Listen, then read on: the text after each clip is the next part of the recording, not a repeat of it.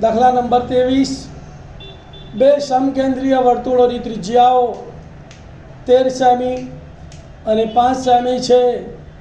મોટા વર્તુળની જીવા નાના વર્તુળને સ્પર્શે છે, તો જીવાની લંબાઈ શોધો.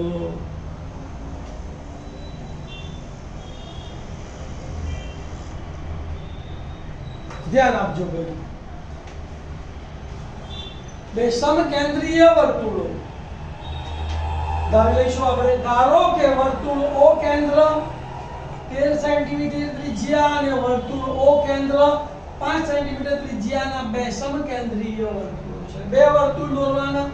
પહેલું વર્તુળ 13 સેન્ટીમીટર ત્રિજ્યાનું, બીજું વર્તુળ 5 સેન્ટીમીટર ત્રિજ્યાનું. પછી આપણને શરતમાં શું કહે છે કે મોટા વર્તુળની જીવા ધારી લેવાનું. ધારો કે મોટા વર્તુળની જીવા AB, આ મોટા વર્તુળની જીવા AB એ નાના વર્તુળને M બિંદુમાં સ્પર્શે છે. ક્યાં સ્પર્શે છે? M બિંદુમાં સ્પર્શે છે. તો માટે OM શું થશે? તો કે આ વર્તુળના કેન્દ્રથી સ્પર્શ બિંદુએ દોરેલી ત્રિજ્યા થશે. જે સ્પર્શકને કેવો હોય છે? લંબ હોય છે. બરાબર. AB સ્પર્શક કહેવાય નાના વર્તુળ માટે.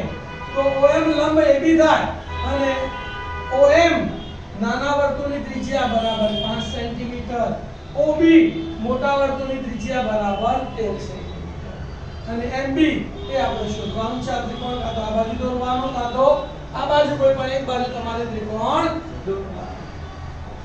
હવે કાટકોણ ત્રિકોણ લઈને પાયથાગોરસ કરીને આપણે MB શોધવાનું છે. તો આપણને ત્રિપુટી ખબર છે 5/12 બોલો 5/12 આ 5 છે, કર્ણ 13 છે, તો MB કેટલો આવશે? 12 અને 12 ના ડબલ 24. તો મોડે જ આપતા આપણને ખબર પડી જાય કે જીવા કેટલી આવશે? 24. ભાઈ ખબર ના પડે એટલે ગતમડું ખાલી લખી નાખવાનું. જીવાની લંબાઈ 24 છે. 5/12 મુજબ સમજી ગયા? પણ ખબર પડે છે, આમાં કઈ ના ખબર પડવા જેવું છે. હવે કયો કાટકોણ ત્રિકોણ લેવાનો? OMB. તો ત્રિકોણ OMB માં ખૂણો M બરાબર 90 છે. તો માટે પાયથાગોરસના પ્રમેય પ્રમાણે શું થશે? કાટખૂણો સમાવતી બાજુઓના વર્ગોનો સરવાળો બરાબર કર્ણનો વર્ગ. તો શું આવશે બોલો? OM સ્ક્વેર MB સ્ક્વેર બરાબર OB સ્ક્વેર. તો સૂત્ર જુઓ, OM સ્ક્વેર MB સ્ક્વેર બરાબર OB સ્ક્વેર. OM કેટલા છે? 5. તો 5 નો વર્ગ વત્તા ના વત્તા. MB શોધવાના છે તો MB નો વર્ગ M નો M બરાબર ના બરાબર.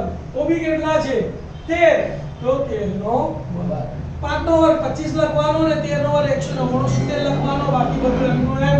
તો માટે 25 MB સ્ક્વેર બરાબર 169 પ્લસ 25 સામે જાય તો તમારે MB સ્ક્વેર બરાબર 169 માઈનસ 25.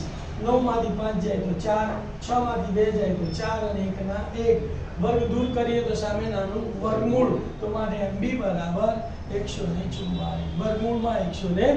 144 કોનો વર્ગ છે? 12. તો 144 નું વર્ગમૂળ કેટલું થાય? 12. તો માટે MB બરાબર 12 સેન્ટીમીટર. સરસ. શું લખવાનું? MA જીવા AB નું મધ્ય બિંદુ છે માટે AB બરાબર 2MB માટે AB બરાબર 2 ગુણ્યા MB ની જગ્યાએ કેટલા મૂકવાના? 12. 12 દુ 24. તો માટે AB બરાબર 24 સેન્ટીમીટર. પ્રશ્ન શું પૂછ્યો તો? જીવાની લંબાઈ શોધો. તો જવાબ લખી કાઢવાનો. જીવાની લંબાઈ 24 સેન્ટીમીટર છે.